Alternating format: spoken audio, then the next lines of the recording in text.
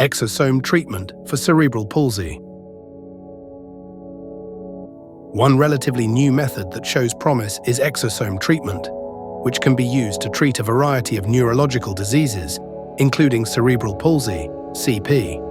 Exosomes are microscopic vesicles that are released by cells and are essential for the movement of proteins, RNA, and other molecules during intercellular communication.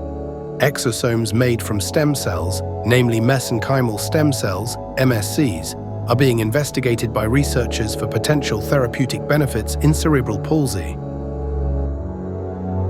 Evaluation of the patient, treatment planning, isolation of the exosomes, and administration are all steps in exosome therapy for cerebral palsy.